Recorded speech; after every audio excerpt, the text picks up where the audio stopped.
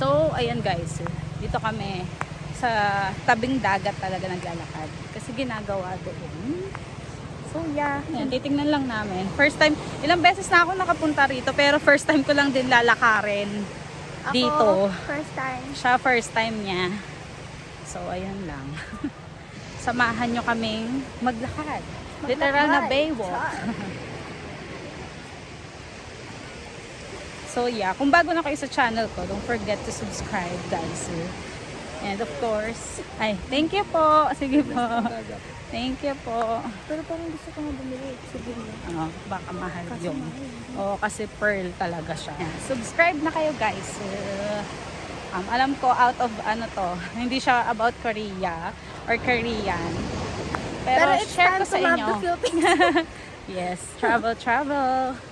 You know, after ilang years na na-stuck lang sa bahay. Yeah.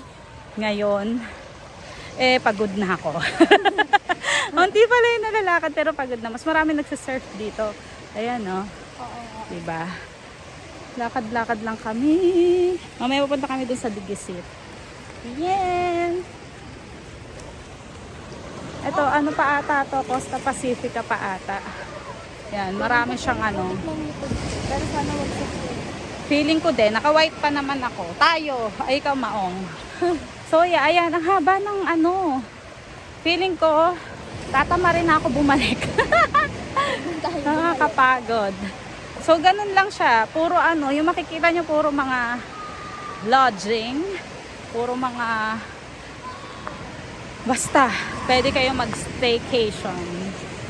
Yun, walang iba, no? Hindi siya talagang, wala yung mga food, nasa beach. Talagang inaalagaan nila yung beach na walang mga eme-eme. So, ayun. Feeling ko pwede nating lakarin hanggang Digisit Baywalk. So, ayan. Thank you po. So, ayan lang. Lalakarin pa ba natin hanggang dulo? Ayoko na. Oo nga. Kasi puro ganyan lang guys yung makikita. Ayan, oh. Diba? Hanggang dulo. Oh. So, yun. Babalik na kami ulit. Pakita ko lang sa inyo dito yung view. Wow, namoy. Ayan. Mamaya dun kami pupunta. Ito ang view. Ay, ayan ang view. Teka lang, gawin natin yung eme. Char! Lalalala! Wow! Ayan. Andun kami pupunta mamaya sa Digisit. Ayan. Doon? Oo. Ang ganda doon. Pero bato-bato naman doon.